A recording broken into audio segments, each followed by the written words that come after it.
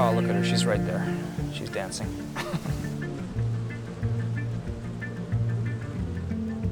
Man has had a 9,000-year relationship with honeybees. Our agricultural system, and it's not even our agricultural system, mankind needs more pollinators, needs healthy pollinators. It's because of pollinators that we have this diversity around us. And if you take those pollinators out of the equation, our lives would change forever.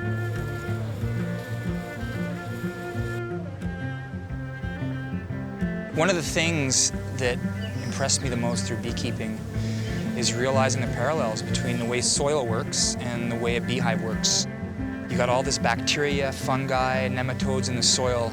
In a beehive, you have 20 kinds of mites. There's fungus in there, bacteria as well, all interacting with the bee, and they interact very similarly to the way they interact in the soil.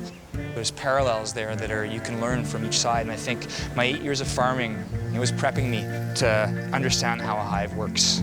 And vice versa too, after studying the hive, I appreciate and understand a lot more how soil works. It's sort of been a full circle for me with the bees. They've connected all the dots together for me. I love sowing cover crops for the bees. Buckwheat, any flower that's going to produce food for them. But the beautiful thing about buckwheat is it produces a lot of nectar in a short period of time. And then these little flowers obviously go to seed, right? And you can collect that seed and make pancake mix with it, or it makes a great flour. Buckwheat's also a nitrogen fixer. And what a nitrogen fixer is a plant that takes the CO2 out of the atmosphere into the plant, and through its roots here, puts nitrogen back into the soil.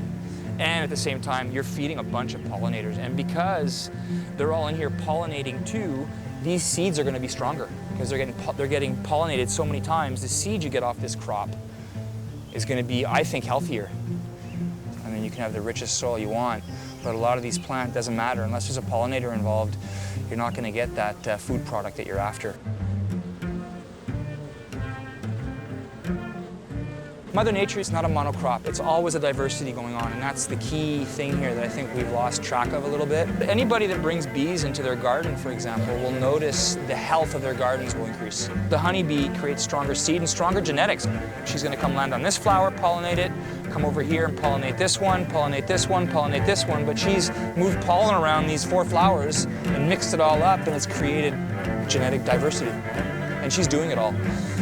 Whereas we wouldn't be as creative. We just couldn't do it as efficiently and as nicely as a honeybee.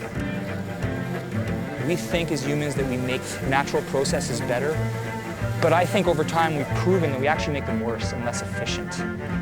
They've got it figured out. I mean, these girls have been doing this for 50 million years almost. They've evolved with the flowers, and the soil has evolved with the plant. And they've done it the most efficiently and sustainable way possible. So the way Mother Nature has done it works. And I find when we try and tweak it, we generally don't make it better.